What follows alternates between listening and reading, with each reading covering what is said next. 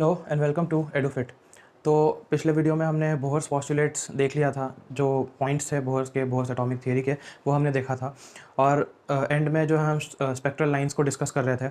हमने देखा था कि कब किस केस में कौन से, जब इलेक्ट्रॉन किस स्टेट से किस स्टेट पे जंप करता है तो वहाँ पर एब्जॉर्प्शन होती है, और किस स्टेट से किस स्टेट पे जब इलेक्ट्रॉन की ट्रांजिशन होती है तो उस केस में एमिशन होती है।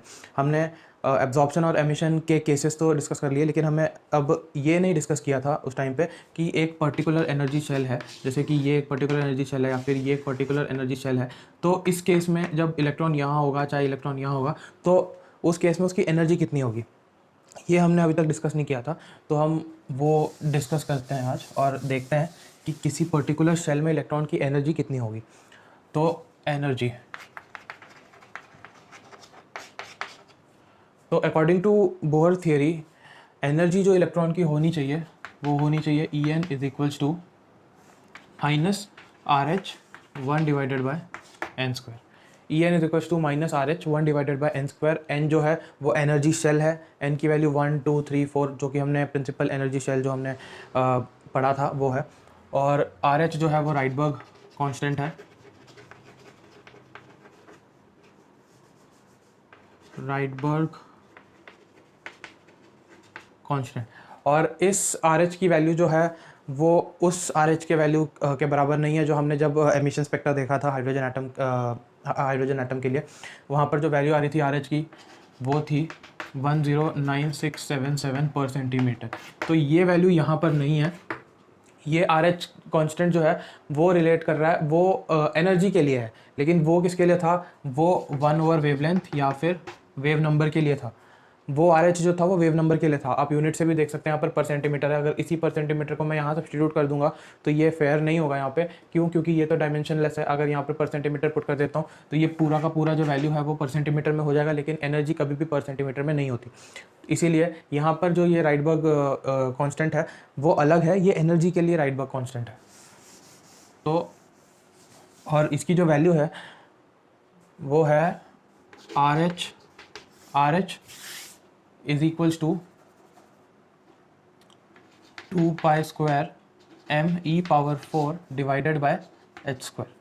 2 pi square M E power 4 divided by H square, where M is mass of electron, E जो है वो चार्ज है इलेक्ट्रॉन का, और एच स्क्वायर प्लैंक्स कांस्टेंट है। तो इन सब की वैल्यू यहाँ पर आप पुट करेंगे जब, तो वैल्यू क्या आएगी, 2 इंटू 3.14 का square into M E, M जो कि मास ऑफ इलेक्ट्रॉन है 9.11 into 10 power minus 31 into electron का charge 1.6 into 10 power minus 19 coulomb, इसका power 4 divided by H square 6.626 into 10 power minus 34। तो ये एक वैल्यू आएगी। यहाँ से जब आप इसको कैलकुलेट करेंगे तो ये वैल्यू निकल के आता है R H is equals to 2.18 into 10 power minus 18 joule. तो आर एच की वैल्यू ये है। तो एनर्जी के लिए आर एच की वैल्यू क्या है, 2.18 इंटू 10 पावर माइनस 18 जूल। अब इसी को आप अलग अलग यूनिट्स में भी कन्वर्ट करके देख सकते हैं। जैसे कि हम इसको इलेक्ट्रॉन वोल्ट्स में कन्वर्ट करते हैं। पहले इसको इलेक्ट्रॉन वोल्ट्स में कैसे कन्वर्ट करेंगे, हमें पता है 1 electron volt is equal to 1.6 into 10 power minus 19 joule. 1 electron volt is equal to 1.6 into 10 power minus 19 joule हमने देखा था। तो 1 जूल की वैल्यू क्या हो जाएगी, 1 joule is equal to 1 divided by 1.6 into 10 power minus 19 electron volt.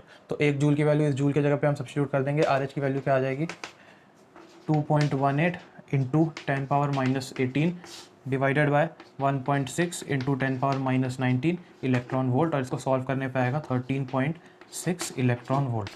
तो ये आर एच की एक वैल्यू ये भी आ गई। अब ये जो दो वैल्यूज़ हैं ये पर एटम है, पर एटम यानी कि एक एटम की बात कर रहे हैं, एक एटम के अंदर इलेक्ट्रॉनिक ट्रांजिशंस जो हो रही हैं उसके लिए हम बात कर रहे हैं। लेकिन अगर हम पर मोल की बात करें, एक मोल की बात करें, तो 1 मोल के अंदर हमें पता है कितने एटम्स होते हैं। 1 mole is equal to 6.022 into 10 power 34 atoms. 1 mole is equal to 6.022 into 10 power 34 atoms. तो एक एटम की वैल्यू हमें पता है, एक एटम के लिए जो आर एच की वैल्यू है वो हमें यहाँ से पता लग गई क्या है। तो इतने एटम्स के लिए कितना होगा, इसको हम मल्टीप्लाई कर देंगे इस नंबर से, तो वैल्यू क्या आ जाएगी, सॉरी यहाँ पर 34 नहीं आएगा, यहाँ पर आएगा 23। तो इसको जब हम मल्टीप्लाई करेंगे उस नंबर से तो क्या आएगा, R H is equals to 2.18 into 10⁻−18 into 6.022 into 10⁻23। इसको मल्टीप्लाई करने के बाद वैल्यू आएगी 1312 किलो जूल पर मोल। 1312 किलो जूल पर मोल। ये बहुत इजी कैलकुलेशन है, आप इन दोनों को पहले मल्टीप्लाई कर लेना। तो जो वैल्यू आएगी वो यहाँ से किस में आएगी, जूल्स में आएगी टोटल। इन दोनों को कैलकुलेट करने के बाद पावर्स कैलकुलेट कर लेना है। पावर्स कैलकुलेट करने के बाद क्या आएगा, 10⁻6 आ जाएगा। आपने क्या किया, जो डेसिमल था उसको 2 डेसिमल पीछे शिफ्ट कर दिया, और 2 डेसिमल पीछे शिफ्ट करने के बाद जो जूल है उसको किलो जूल में कन्वर्ट कर दिया। तो 1 जूल की वैल्यू किलो जूल में होती है 10⁻−3, तो 10⁻³ से मल्टीप्लाई कर दिया, आपको ये वैल्यू जो है यहाँ पर मिल गई। तो 3 अलग अलग वैल्यूज़ हैं, ये पर मोल की वैल्यू है, ये एक एटम के लिए है आर एच की वैल्यू, और ये जो है ये जो है वो एक एटम के लिए इलेक्ट्रॉन वोल्ट में। तो अगर हम इन तीनों वैल्यूज़ को या फिर एक पर एटम की वैल्यू को अगर हम वहाँ पर सब्स्टिट्यूट करें तो ई एन की वैल्यू यहाँ से हम ऐसे भी लिख सकते हैं कि -2.18 इंटू 10⁻−18 1/n²। ये आ गया आपका जूल में। और अगर हम इलेक्ट्रॉन वोल्ट्स में करें तो उसकी वैल्यू आ जाएगी E N is equal to -13.6 divided by n² electron volt. तो ये वैल्यूज आ जाती हैं आपकी किस में, जूल्स में और इलेक्ट्रॉन वोल्ट्स में एनर्जी की। तो यहाँ से ये चीज़ तो आपकी क्लियर हो गई। अब हम ट्रांजिशंस के लिए देखते हैं कि कैसे एनर्जी जब हम कोई भी इलेक्ट्रॉन जो है ट्रांजिशन शो करता है from a particular energy level to a different energy level, तो उस केस में जो एनर्जी डिफरेंस होता है वो हम कैसे निकालेंगे। तो हाइड्रोजन एटम के लिए जो एनर्जी हमें यहाँ से मिली है वो है E N is equals to -2.18, या फिर जनरलाइज ही लिख लेते हैं RH डिवाइडेड बाय n²। ये आपकी वैल्यू आ जाएगी। यहाँ पर आप चाहे तो इसको जूल में ले सकते हैं या फिर इलेक्ट्रॉन वोल्ट में ले सकते हैं। ये जो एनर्जी यहाँ से आ रही है वो हाइड्रोजन एटम के लिए, this is for hydrogen atom. लेकिन अगर हम हाइड्रोजन लाइक एटम्स की बात करें तो उस केस में हाइड्रोजन लाइक स्पीशीज़ कैसे होते हैं, जिसके अंदर जो नंबर ऑफ इलेक्ट्रॉन है वो सिर्फ एक ही होगा जैसे हाइड्रोजन के अंदर होता है, लेकिन एटॉमिक नंबर अलग अलग होता है। तो उस केस में ये इक्वेशन थोड़ा सा जनरलाइज हो जाता है और वो होता है RH 1/n² into Z², where Z is atomic number, where Z is the atomic number. तो ये जो है ये हाइड्रोजन लाइक स्पीशीज़ के लिए है, जैसे कि He पॉजिटिव हो गया, Li2 पॉजिटिव हो गया, Be3 पॉजिटिव हो गया। इन ऑल दीज केसेस आप देख सकते हैं कि जो नंबर ऑफ इलेक्ट्रॉन्स हैं वो एक ही है जो कि हाइड्रोजन एटम के अंदर होता है। तो ये तो आपका एनर्जी टर्म आ गया यहाँ पे। पर अब हम देखते हैं कि जब ट्रांजिशंस होती हैं तो उस केस में इंपॉर्टेंट हो जाता है एनर्जी डिफरेंस निकालना, डेल्टा ई की वैल्यू निकालना, कि अगर एक ट्रांजिशन एक ऑर्बिट से दूसरे ऑर्बिट पे हो रही है इलेक्ट्रॉन की, तो जो इलेक्ट्रॉन या तो वो एनर्जी एब्जॉर्ब कर रहा है या तो एमिट कर रहा है, रेडिएट कर रहा है। तो जब एनर्जी एब्जॉर्ब कर रहा है तो कितना एब्जॉर्ब कर रहा है, और रेडिएट कर रहा है तो कितना रेडिएट कर रहा है, that is the value of delta E. तो यहाँ से हमें डेल्टा ई जो है वो निकालना, वो बहुत ज़्यादा इंपॉर्टेंट हो जाता है।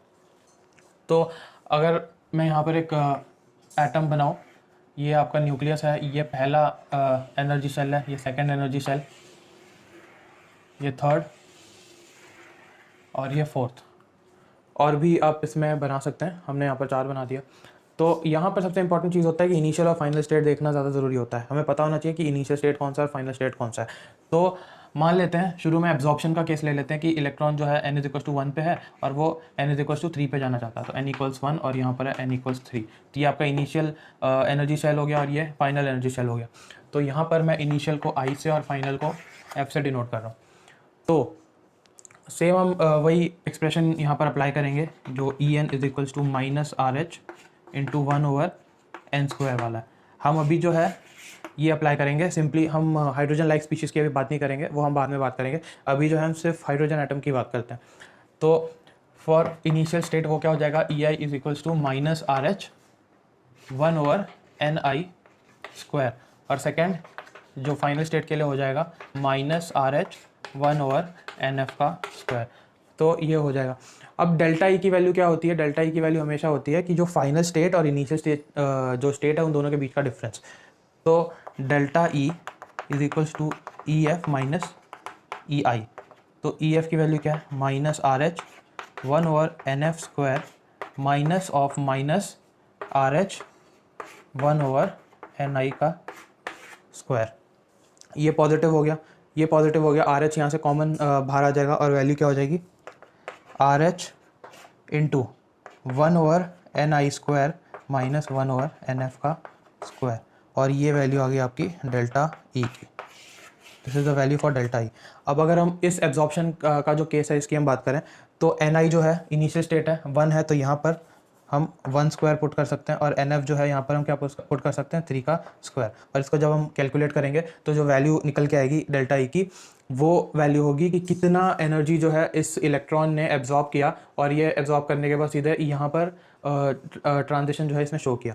और सिमिलरली आप यहाँ पर एमिशन के लिए भी देख सकते हैं कि ये एक इलेक्ट्रॉन है जो कि n=4 स्टेट में है, और यहाँ पर ये n=1 स्टेट में जंप कर रहा है बाय एमिटिंग या फिर रेडिएटिंग एनर्जी। तो उस केस में क्या होगा, ये इनिशियल हो जाएगा, ये फाइनल हो जाएगा। इनिशियल की जगह पे आप यहाँ पर क्या लिखेंगे 4 का स्क्वायर, और फाइनल जो है आपका यहाँ पर 1 है तो 1 का स्क्वायर, 4 का स्क्वायर और 1 का स्क्वायर। एक चीज़ और यहाँ पर इंपॉर्टेंट हो जाता है वो ये कि नेगेटिव और पॉजिटिव साइंस का भी यहाँ पर जो चीज़ें हैं वो थोड़ी सी इंपॉर्टेंट हो जाती है कि जो आर एच की वैल्यू हम यहाँ पर बात कर रहे थे, सॉरी डेल्टा ई की जो बात कर रहे थे, अगर हम पहले केस की बात करें, फर्स्ट केस की बात करते हैं, तो आर एच की वैल्यू क्या है यहाँ पे, पहले केस में आर एच की वैल्यू क्या है, सॉरी इनिशियल स्टेट की वैल्यू है 1 का स्क्वायर माइनस सेकेंड स्टेट जो फाइनल स्टेट है उसकी वैल्यू है 3 का स्क्वायर। यही है एब्जॉर्प्शन के लिए। तो R H 1/1 minus 1/9, R H 8/9। तो यहाँ से आप देख सकते हैं कि वैल्यू क्या है, यहाँ से आप देख सकते हैं वैल्यू क्या है, पॉजिटिव है, यानी कि जो एब्जॉर्प्शन हो रही है यहाँ पर, जो रेडिएशन जो है वो एब्जॉर्ब कर रहा है, इसीलिए ये वैल्यू जो है एनर्जी की पॉजिटिव है। अब इस केस को हम देखते हैं, यहाँ पर जो एमिशन वाला केस है उस केस में हम देखते हैं वैल्यू क्या आएगी, delta E is equals to R H into 1 minus 16 divided by 16 which is equals to R H minus 15 divided by 16। तो आप यहाँ से देख सकते हैं कि जो एनर्जी वैल्यू है एमिशन के केस में वो नेगेटिव आएगी। तो ये सारी चीज़ें हैं यहाँ पर समझने वाली। अब एक और थोड़ा सा एक इम्पॉर्टेंट चीज़ बन जाता है जो कि है एनर्जी स्पेसिंग। ये भी एक बहुत इम्पॉर्टेंट चीज़ है, एनर्जी स्पेसिंग हम जिसको कहते हैं, या फिर लाइन स्पेसिंग कहते हैं। जब हम एनर्जी सीरीज़ की हम बात करते हैं उसमें जो एनर्जी लाइंस की जो स्पेसिंग होती है वो कैसे डिपेंड करती है इस इक्वेशन के ऊपर, बोर थ्योरी के ऊपर, या फिर जो ये इक्वेशन आ रहा है En इज इक्वल्स टू यहाँ से क्या आता है R H into 1/ni² minus 1/nf का स्क्वायर। तो यहाँ पर हम देखते हैं कि एनर्जी स्पेसिंग इस इक्वेशन के थ्रू हमें कैसे पता लगेगा। तो अगर हम n=1 और n=2 के बारे में बात करते हैं, जो फाइनल स्टेट है हमारा वो मान लेते हैं कि एमिशन के बारे में बात करते हैं, एब्जॉर्प्शन के बारे में आप ऑटोमेटिकली समझ जाएंगे, एमिशन के बारे में बात करते हैं। तो ये देखते हैं कि जो ni है और nf है, तो यहाँ पर अगर एमिशन है, मान लेते हैं कि सेकेंड एनर्जी सबशेल से सेकेंड एनर्जी शेल से ट्रांजिशन हो रहा है फर्स्ट एनर्जी शेल तक, तो यानी कि इनिशियल क्या है n=2 है और फाइनल क्या है n=1 है। इनिशियल n=2 है और फाइनल क्या है n=1, यानी कि 2 सेकंड से फर्स्ट की तरफ हो रहा है। तो इसको यहाँ पर हम सब्सटीट्यूट करके देखेंगे तो वैल्यू क्या आ जाएगी, En=RH इंटू 1/2² माइनस 1/, हाँ ठीक है 1²। तो यहाँ से RH की वैल्यू क्या आ गई, सॉरी डेल्टा ई होना चाहिए, यहाँ पर करेक्ट कर लेना, ये होगा डेल्टा ई। तो यहाँ से डेल्टा ई की वैल्यू क्या निकल के आ रही है, R H into 1 minus 4 divided by 4 which is equals to R H minus 3/4, R H minus 3/4। तो ये पहली स्पेसिंग है, यानी कि अगर मैं ग्राउंड स्टेट की बात करूँ, ये मेरा ग्राउंड स्टेट है और इसके ऊपर ये मेरा पहला है, तो ये जो स्पेसिंग है, ये जो स्पेस है, यानी कि जो गैप है, एनर्जी गैप जिसको कह रहे हैं, वो इसके बराबर है। अब अगर हम दूसरे की बात करें, n=3 और n=2 के बारे में बात करते हैं, तो उस केस में हम देखते हैं delta E is equals to R H initial that is n=3 का स्क्वायर माइनस n=2 का square is equals to R H. Value क्या आ जाएगी यहाँ पे 4, ये 4 minus 9 divided by 36 which is equals to R H minus 5 divided by 36। ये second spacing होगी, अगली स्पेसिंग होगी, अगली लाइन होगी यहाँ पे। इसके बाद हम अगर और बात करें n=4 और n=3 के बारे में, अगले जो स्पेसिंग है, अगला लाइन जो गैप एनर्जी गैप उसकी बात करें तो delta E is equal to R H 1/, initial है तो 4 स्क्वायर माइनस 1/3 स्क्वायर, वैल्यू यहाँ पर सब्स्टिट्यूट कर देते हैं, क्या हो जाएगा 9 - 16 डिवाइडेड बाय 16 इंटू 9। तो आप इसकी वैल्यू यहाँ से देख सकते हैं, क्या हो जाएगा ये -7 डिवाइडेड बाय 144। तो ये लाइन जो है वो और थोड़ी सी क्लोज आ जाएगी। आप यहाँ से देख सकते हैं कि जो भी गैप है वो कम होता जा रहा है, जैसे आप नीचे से ऊपर की तरफ जा रहे हैं गैप जो है वो कम होता जा रहा है। ये -3/4 की जो वैल्यू है ये ज़्यादा है -5/6 से, और -5/6 की जो वैल्यू है वो ज़्यादा है -7/144 से। तो इसका मतलब है कि जो गैप है वो कम होता जा रहा है, और इसीलिए जब जो एनर्जी लेवल डायग्राम जो मैंने पिछले वीडियो में बनाया था जहाँ पर हम अलग अलग स्पेक्ट्रल लाइंस को डिस्कस कर रहे थे, बाल्मर सीरीज़, लाइमन सीरीज़ को, तो उस केस में भी जो एनर्जी लेवल डायग्राम बनाया था जो कि कुछ इस तरीके का था, यहाँ पर हमारा डेल्टा ई की वैल्यू थी ऊपर की तरफ, और ये अगर हमारा ग्राउंड स्टेट है तो पहला स्टेट वो कहीं यहाँ पर होगा, ये स्पेसिंग सबसे ज़्यादा होगी। अगला स्टेट इसके और इसके बीच में स्पेसिंग जो है वो गैप इतना होगा, फिर इसके और अगले के बीच में जो है वो और थोड़ा कम हो जाएगा, उसके बाद वो और थोड़ा कम हो जाएगा, उसके बाद और थोड़ा कम हो जाएगा। यानी कि जैसे जैसे इलेक्ट्रॉन जो है बाहर की तरफ जाता जाएगा तो एनर्जी स्पेसिंग है वो कम होती जाएगी। आप देख सकते हैं यहाँ पर पहले दो के बीच में एनर्जी गैप बहुत ज़्यादा है, फिर उसके बाद बहुत कम है, उसके बाद और कम वो कम होता जा रहा है। तो ये भी एक चीज़ है जो कि समझने वाली थी यहाँ पे। और एक चीज़ और इम्पॉर्टेंट हो जाती है कि हाइड्रोजन लाइक स्पीशीज़ के लिए वैल्यू क्या होगी, वो भी मैं आपको यहाँ पर लिख देता हूँ, जो आप नोट कर लेना। हाइड्रोजन लाइक स्पीशीज़ के लिए कोई वैल्यू होगी नहीं यहाँ पे, बहुत सिंपल वैल्यू होगी। Delta E for hydrogen like species is RH 1/ni² minus 1/nf² into z², where z is the atomic number of the species under consideration। ठीक, तो ये हाइड्रोजन लाइक स्पीशीज़ के लिए हो गया। एक चीज़ यहाँ पर और आ जाता है, वो होता है आयनाइजेशन एनर्जी। अब आयनाइजेशन एनर्जी क्या होता है? आयनाइजेशन एनर्जी वो होता है कि एक इलेक्ट्रॉन को न्यूक्लियस के इन्फ्लुएंस से बाहर ले जाना, एक इलेक्ट्रॉन को न्यूक्लियस के इन्फ्लुएंस से बाहर ले जाना इन द सेंस कि किसी और एनर्जी शेल में नहीं, वो पूरे न्यूक्लियस के पकड़ से वो बाहर निकल चुका है। तो अगर वो न्यूक्लियस के पकड़ से बाहर निकल चुका है तो उस केस में क्या होगा कि जो n फाइनल होगा वो तो बिल्कुल इन्फिनिटी हो जाएगा। क्योंकि अगर मान लेते हैं कि ये पहला सब शेल है, यहाँ पे पहला शेल है जहाँ पर इलेक्ट्रॉन था, आपने एनर्जी दी उसको, यहाँ पर एनर्जी दी और इतनी ज़्यादा एनर्जी दी कि ये जो है इस न्यूक्लियस के इन्फ्लुएंस से पूरा बाहर ही निकल गया, मतलब n इक्वल्स इन्फिनिटी पे पहुंच गया, NF जो फाइनल स्टेट है वो बिल्कुल इन्फिनिटी पे पहुंच गया। तो उस केस में जो आयनाइजेशन एनर्जी है वो क्या होगा, वो भी हम देख लेते हैं, कितनी एनर्जी आपको देनी पड़ी। तो NF यहाँ पर क्या हो जाएगा, इन्फिनिटी, वही लिख लेते हैं पहले, NF इन्फिनिटी हो जाएगा। और इनिशियल स्टेट जो है वो आप अगर हाइड्रोजन आइटम है तो आप 1 ही मान सकते हैं उसको, तो NI जो है वो इक्वल्स 1 हो जाएगा। ये वैल्यू यहाँ पर हम पुट करके देखते हैं क्या होगा, RH इंटू 1/n1 इसका स्क्वायर हो जाएगा। यहाँ पर NF की वैल्यू हम इन्फिनिटी पुट करेंगे, ठीक, और यहाँ पर वैल्यू आ जाएगी RH इंटू 1/इन्फिनिटी क्या होता है 0, ये वैल्यू तो 0 हो गया, और ये 1/1 is equals to RH which is equals to minus 2.18 into 10⁻⁻18 joule. तो एक एटम के लिए जब अगर हम हाइड्रोजन एटम की बात कर रहे हैं, उस एटम का जो आयनाइजेशन एनर्जी होगा वो इतना होगा, और अलग अलग एटम्स के लिए अलग अलग होगा depending upon the value of atomic number z। तो अब आगे बढ़ते हैं और रेडियस के बारे में बात कर लेते हैं कि जो ऑर्बिट है उसका रेडियस कितना होगा। जो भी ऑर्बिट एटम के अंदर है, जैसे कि ये पॉजिटिव न्यूक्लियस है, ये उसका ऑर्बिट है, और ये सेकेंड ऑर्बिट है, ये थर्ड ऑर्बिट है, तो इसका जो रेडियस होगा उसका लेंथ क्या होगा। तो यहाँ पर एक छोटी सी डेरिवेशन हमें करनी पड़ेगी जो कि बहुत इंपॉर्टेंट हो जाता है समझने के लिए जस्ट, बाकी इंपॉर्टेंट तो जो है वो एक्सप्रेशन ही है, पर उस डेरिवेशन को भी हम देख लेते हैं। तो एक एटम है और मान लेते हैं यहाँ कहीं जो है उसका कोई एक कोई एक ऑर्बिट है, nth ऑर्बिट मान लेते हैं हम, और ये सेंटर में जो है न्यूक्लियस है। तो अगर यहाँ पर कोई इलेक्ट्रॉन है तो इस इलेक्ट्रॉन के ऊपर कौन कौन से फोर्स एक्ट कर रहे हैं, इस इलेक्ट्रॉन के ऊपर 2 फोर्स एक्ट कर रहे हैं। एक इलेक्ट्रोस्टैटिक फोर्स है, इलेक्ट्रोस्टैटिक फोर्स क्योंकि यहाँ पर चार्ज सेपरेशन है, इलेक्ट्रोस्टैटिक फोर्स इसलिए क्योंकि यहाँ पर दो अलग अलग चार्जेस हैं और उन दोनों चार्जेस के ऊपर जो फोर्स लग रहा है उसको हम कहते हैं इलेक्ट्रोस्टैटिक फोर्स। और इलेक्ट्रोस्टैटिक फोर्स जो है ये जब आप क्लास 12th में जाएंगे तो वहाँ पर फिजिक्स में आप देखेंगे इलेक्ट्रोस्टैटिक्स, वो एक अलग ही टॉपिक है पूरा का पूरा, तो वहाँ पर आप पढ़ेंगे।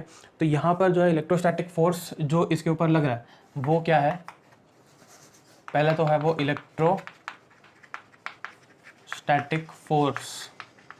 इलेक्ट्रोस्टैटिक फोर्स वो क्या है, F E is equals to 1/4 epsilon nought Z E into E divided by R square. Z E into E divided by R square. यहाँ पर एप्सिलॉन नॉट क्या है, तो एप्सिलॉन नॉट का मतलब होता है electric permittivity in free space.